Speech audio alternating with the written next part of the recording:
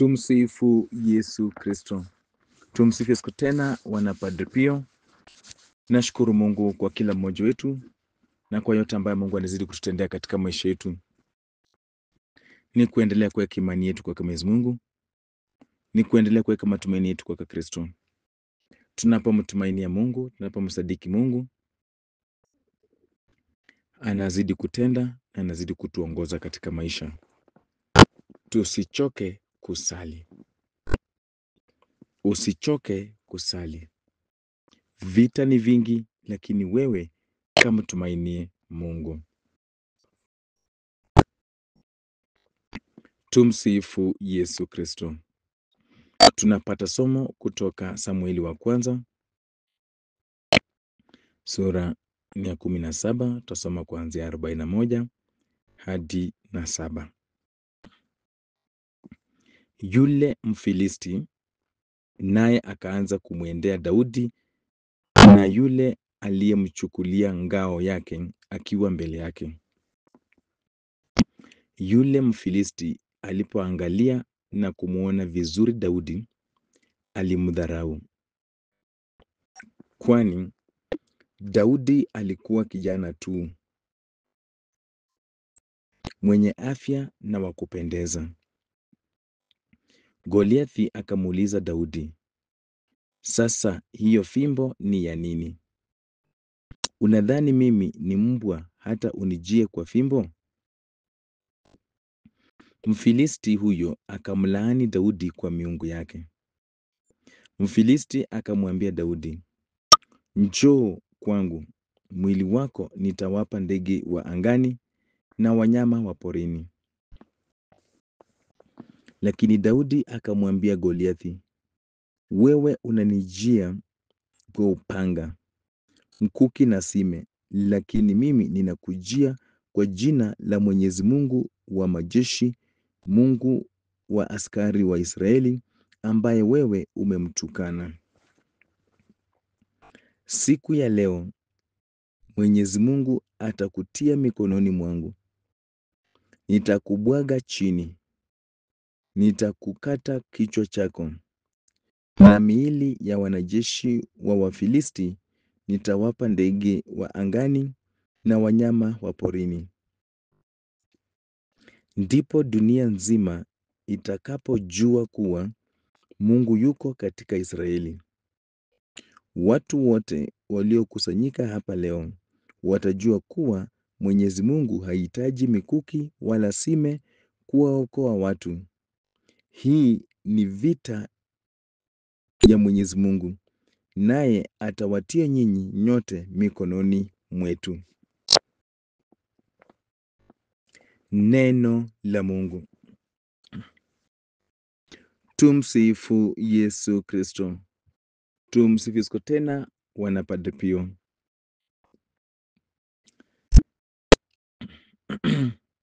Lakini Daudi akamwambia Goliathi, wewe unanijia kwa upanga, mkuki na sime, lakini mimi ninakujia kwa jina la Mwenyezi Mungu wa majeshi, Mungu wa askari wa Israeli, ambaye wewe umemtukana. Lakini Daudi akamwambia Goliathi, wewe unanijia kwa upanga, mkuki na sime, lakini mimi ninakujia kwa jina la Mwenyezi Mungu wa majeshi, Mungu wa askari wa Israeli, ambaye wewe umemtukana.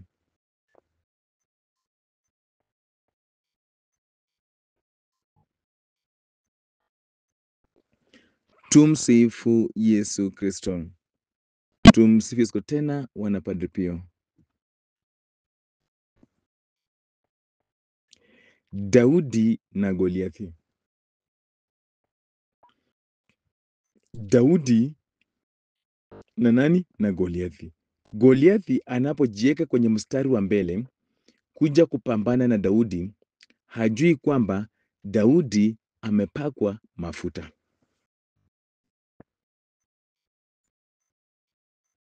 Hajui kwamba Daudi amepakwa mafuta na Mwenyezi Mungu. na Mungu yuko pamoja naye.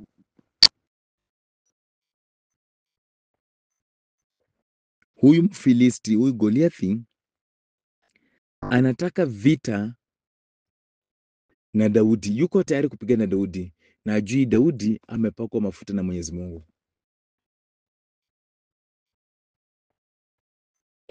Na anapomwangalia Daudi kutoka nje, hajui kile ambacho Mungu ameweka ndani yake.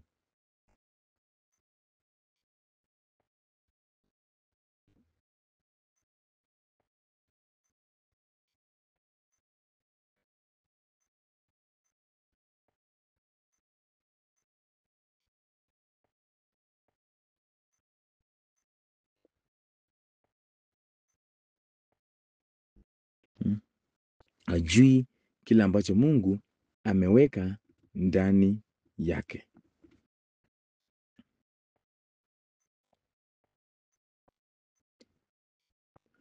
Mara nyingi watu wanatuangalia tu kwa nje.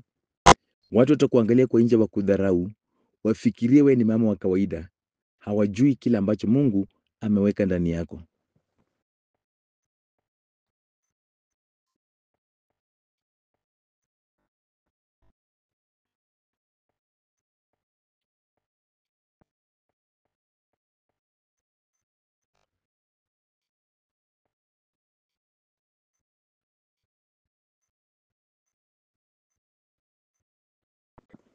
Hawajui kile ambacho Mungu ameweka ndani mwako. Wanakuangalia tu kwa nje, pengine hauna kazi, hauna fedha, hauna mamlaka, hauna ofisi kubwa.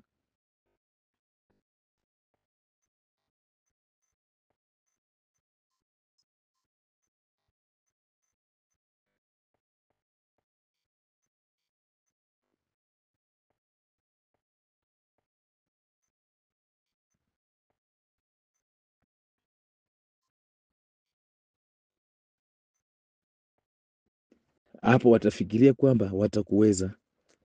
Hawajui Mungu amekupangia vitu tofauti.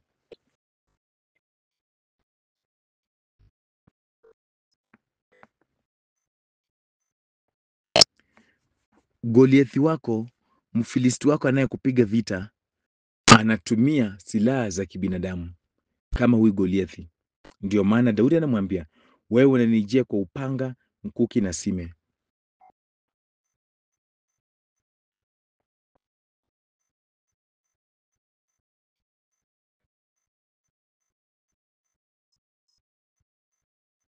Hii ni mamlaka au ni nguvu za kibinadamu.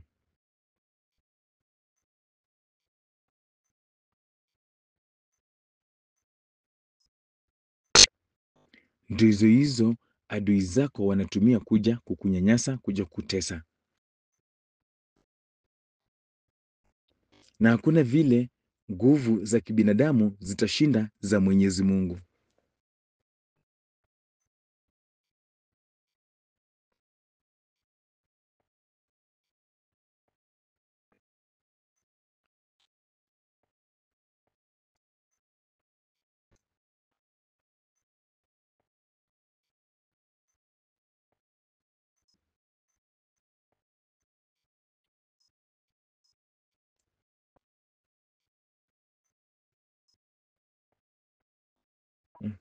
Hakuna.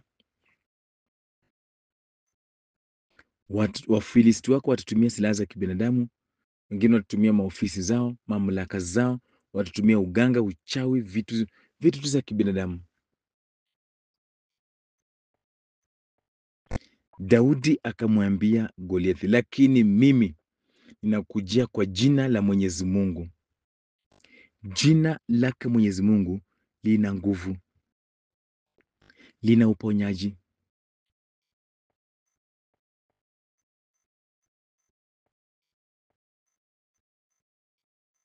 Ndio linafungua njia,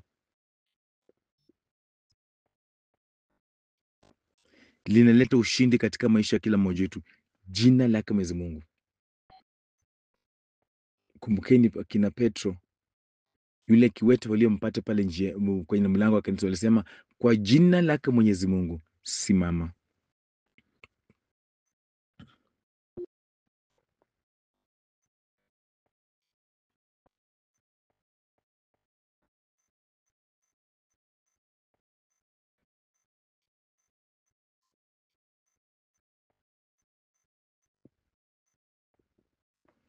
Kwa jina lake Mwenyezi Mungu fanya nini? Simama. Kwa hivyo ni jina ambalo linakuletea ushindi, ni jina ambalo linakuletea uponyaji, ni jina ambalo linabadilisha situation. Hata tunapokuwa kwenye huduma kwa jina takatifu la Kristo na kuamurisha ondoka, shetani huyo pepo anatii.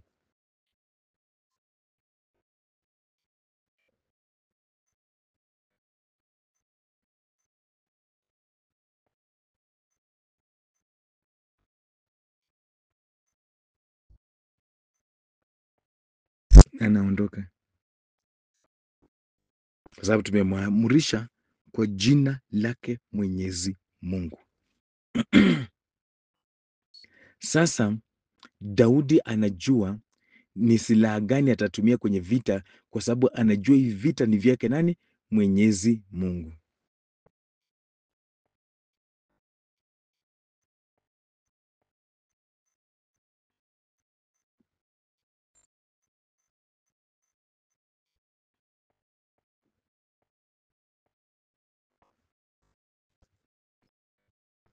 Kwa sababu ni vita vyake Mwenyezi Mungu, Mungu atapambana, Mungu mwenyewe atapigana.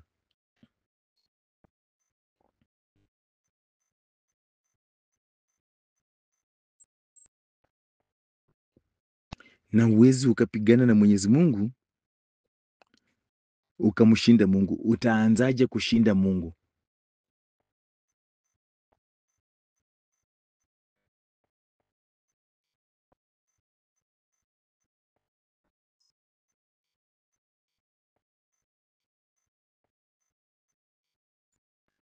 Utaanzaje kumshinda Mungu? Anamkujia kwa jina la Mwenyezi Mungu wa majeshi, Mungu wa askari wa Israeli, ambaye wewe umemtukana. Tayari Goliathi wako, Wafilisti wetu wameharibu uhusiano wao na Mwenyezi Mungu, wamemtukana.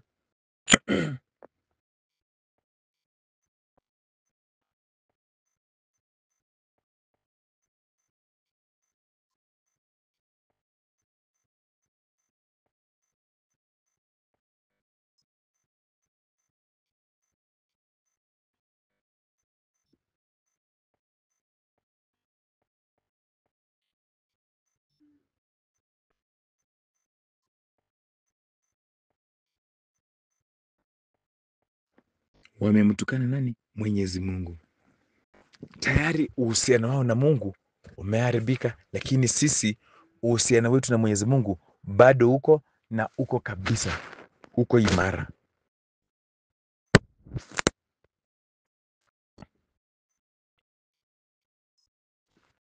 Wafilisti ndio wameharibu uhusiano wao na Mwenyezi Mungu, lakini sisi, mimi na wewe, uhusiano wetu uko mzuri na Mwenyezi Mungu. Kila wakati usije ukaharibu uhusiano wako na Mungu.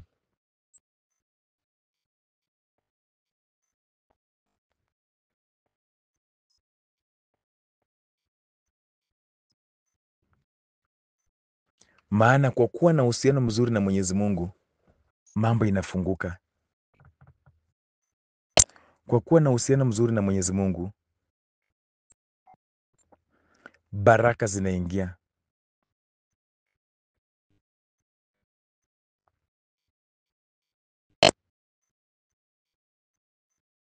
Kwa kuwa na uhusiano mzuri na Mwenyezi Mungu, anakupigania. Kwa hivyo jenga uhusiano mzuri na Mwenyezi Mungu.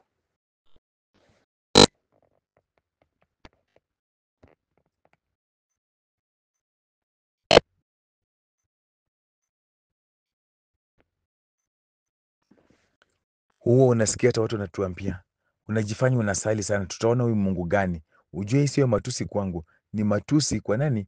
Kwa Mungu.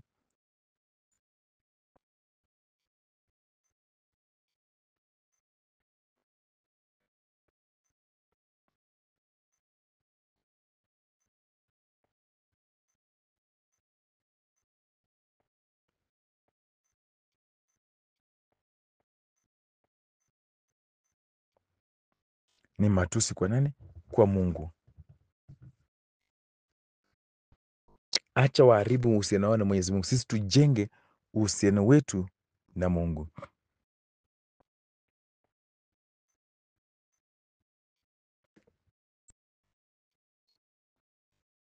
Uwe uhusiano wa karibu sana na nani? Na Mungu.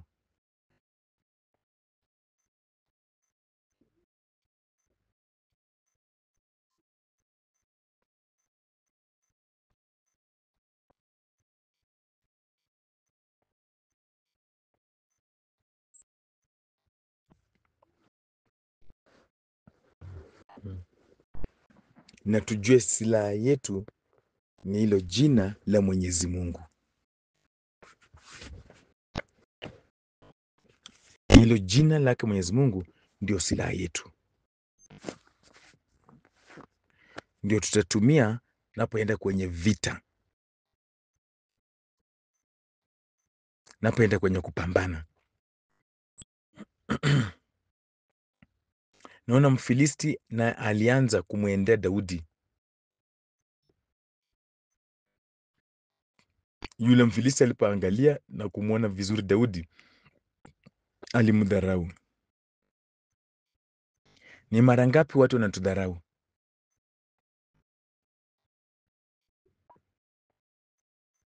Ni mara ngapi watu wanatudharau? Mara nyingi.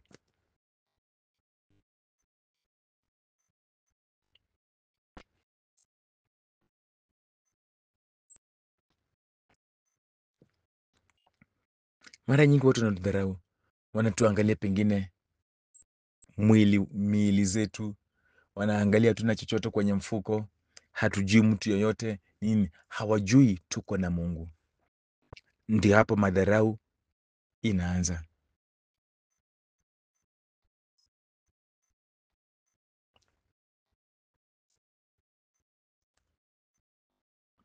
Wanaangalia sifa za kibinadamu.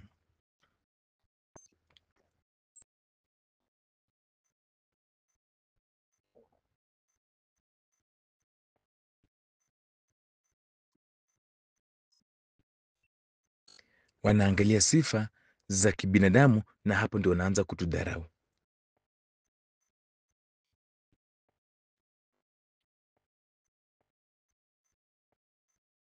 Hauna experience, hauna sijui nini, wanaangalia vitu kama hizo. Hawajui kuna kitu fulani kikubwa ambacho Mungu ameweka ndani yetu, hawajui.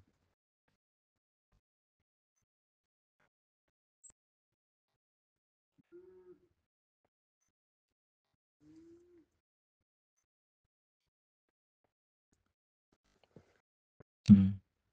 Hawana habari yale mazuri ambayo Mungu ameweka ndani yetu.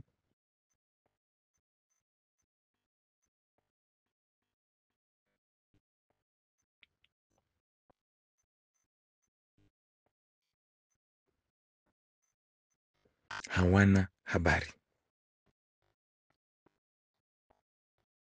Wacha watu watudharau, lakini watashangaa kile ambacho Mungu anaenda kutenda kupitia kwa mikono zetu.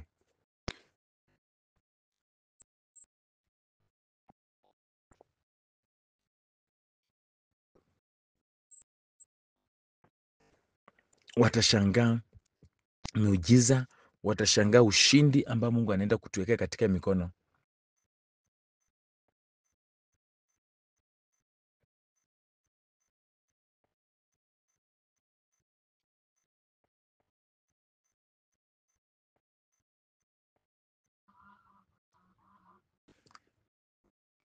Ili hali wao wametudharau, lakini Mungu anajua ameweka nini ndani mwetu.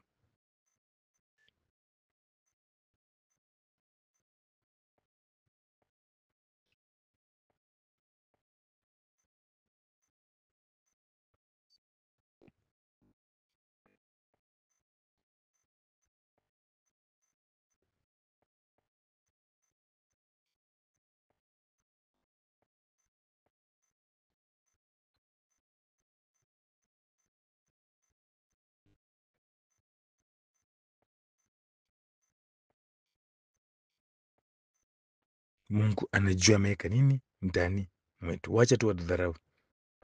Goliathi akamuuliza Daudi, sasa hiyo fimbo ni ya nini? Unadhani mimi ni mbwa hata unijie kwa fimbo? Mfilisti huyo akamlaani Daudi kwa miungu yake. Maadui zetu Wafilisti wetu wanatulaani kwa miungu zao. Ndio maana ni vizuri kuwa mtu wa sala. Wanatulaani kwa miungu zao, kula ambako wanaenda kusali sala zao za kishetani, sala zao za miungu, kutoa masadaka huko, wanatulaani huko, tuharibike, tusipate chochote, tukae tu bure bure. Wanasema haya yote. Tumsifu Yesu Kristo.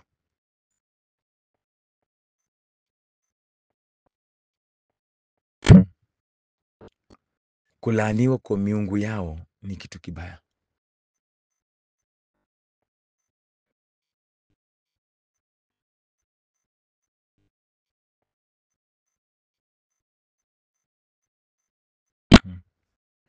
Tuombe Mungu atusaidie wasitulaani kwa miungu. Hata wakijaribu hizo vitu zao isije ikatushika hata kidogo, kwa sababu tumeunganika na nani? Na Mwenyezi Mungu.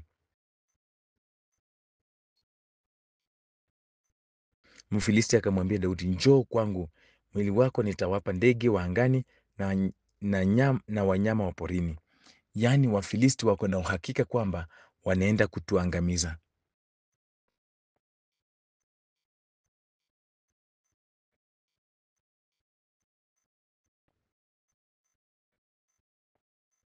Wanaenda kutumaliza.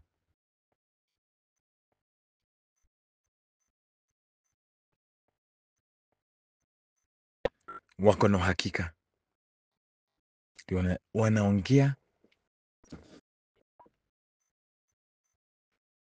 Wanaongea na huo uhakika kwamba watatumaliza.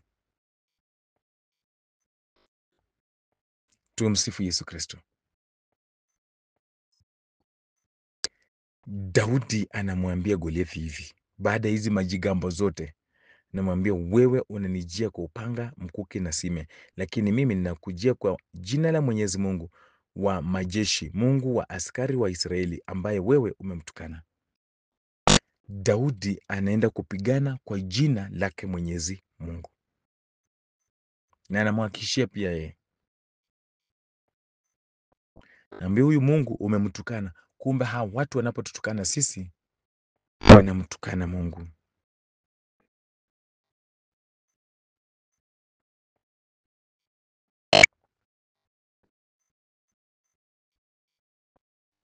Hawa watu wanapotutukana sisi wanamtukana nani? Mungu.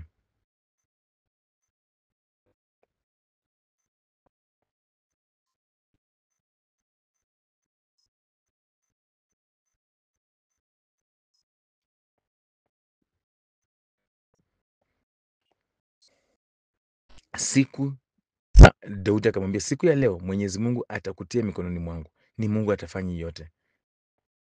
Nitakubwaga chini, nitakukata kichwa chako, na miili ya wanajeshi wa Wafilisti nitawapa ndege wa angani na wanyama wa porini. Ndipo dunia nzima itakapojua kuwa Mungu yuko katika Israeli.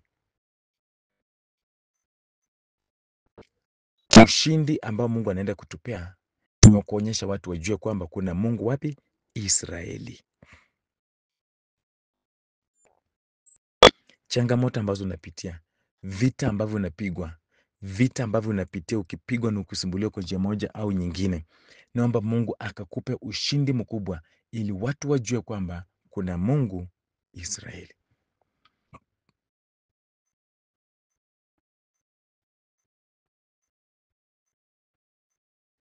Wajue kuna Mungu. Pengine kuna Wafilisti kule kazini, kwenye unafanya kazi, kwenye umenunua shamba, kwenye unataka kujenga, kwenye unajenga,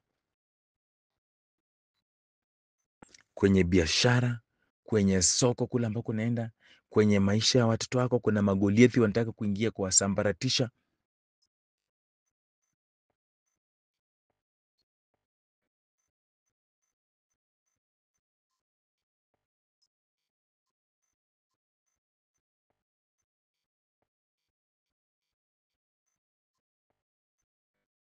lakini unaposimama kwa jina lake Mwenyezi Mungu unaenda kufanya nini?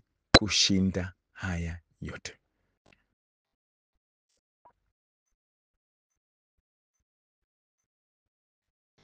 Wanaonekana kwa macho ya kibinadamu wako na nguvu za kukushinda, lakini hawajui ni kwamba ni vita ambavyo vinapiganwa na nani? Na Mwenyezi Mungu.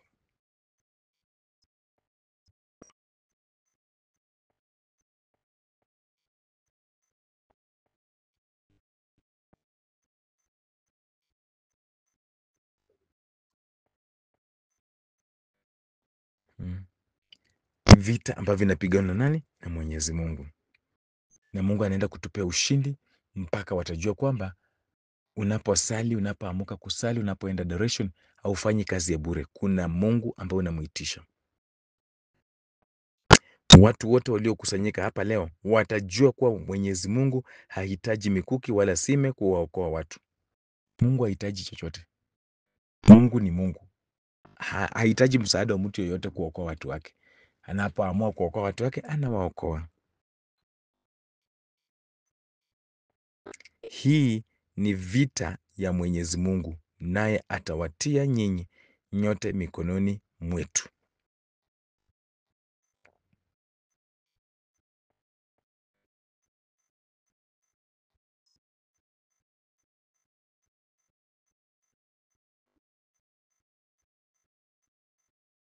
Hii ni vita ya nani? Ya Mwenyezi Mungu.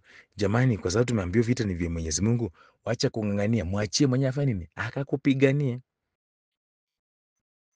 Na kweli Daudi alimwachia Mungu akampigania, na Daudi akamshinda Mfilisti, akamshinda Goliathi kwa jiwe moja tu.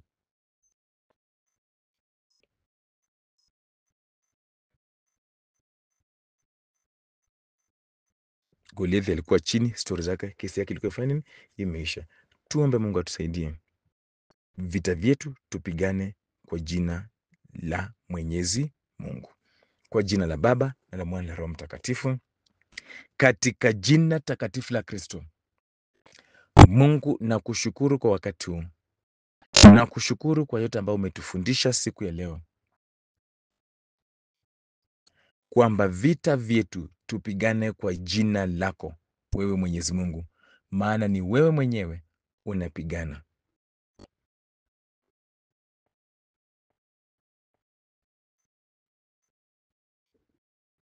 Ni wewe mwenyewe unapigana.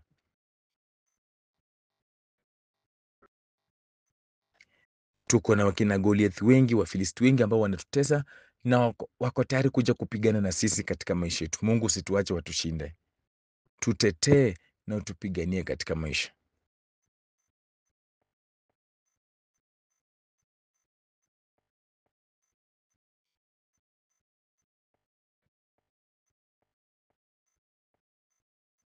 Tutetee katika maisha ili tuweze kushinda hivi vita vyote. Pigana vita vyetu kwenye familia zetu, mahali petu pa kazi, kwenye miradi zetu, mahali popote makina Goliathi wanainuka, Wafilisti wanainuka kutupiga vita. Mungu, tutetee.